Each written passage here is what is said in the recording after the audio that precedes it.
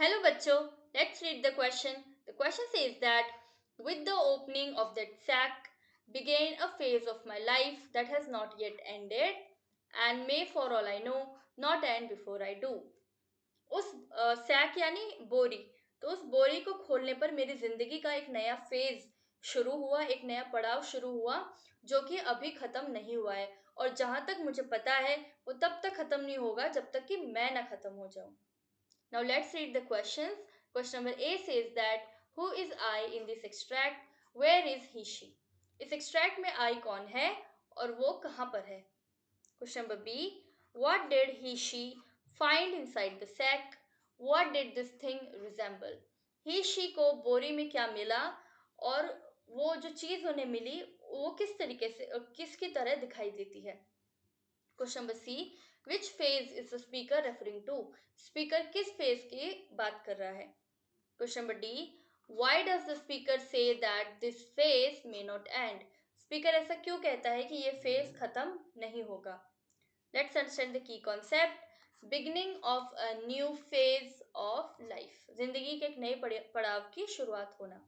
Now answer to question number A, I is the author Maxwell, he is in Basra city. I कौन है? Author है, और author का नाम क्या है? मैक्सवेल, और वो कहाँ पर है? बसरा शहर में है। Answer to question number B, he found an otter inside the sack. उसको बोरी में क्या मिला? ऑटर। और ऑटर को हम हिंदी में ऊदबिलाव कहते हैं और ये कुछ कुछ नेवले की तरह दिखाई देता है। The otter resembled a very small medievally conceived dragon. वो ऑटर किस तरह दिखाई दे रहा था? मध्यकालीन समय में जिस तरह से ड्रैगन को पिक्चराइज किया गया था, जिस तरह से ड्रैगन की इमेजेस बनती थी या जैसे ड्रैगन होते थे, उस तरीके का वो दिखाई दे रहा था कि एक मध्यकालीन टाइम से एक छोटा सा ड्रैगन हो, वो उस तरह से दिखाई दे रहा था। Answer to question number C, the phase that the speaker is referring to is the new beginning of the speaker's life with his new pet and otter. जिस पड़ाव के बारे में स्पीकर बात कर रहा है वो स्पीकर की जिंदगी अब एक नए तरीके से शुरू हुई है उसके नए पेट के साथ, जिसका जो कि एक ऑटर है। Answer to question number D, it indicates the longer life span of the otters.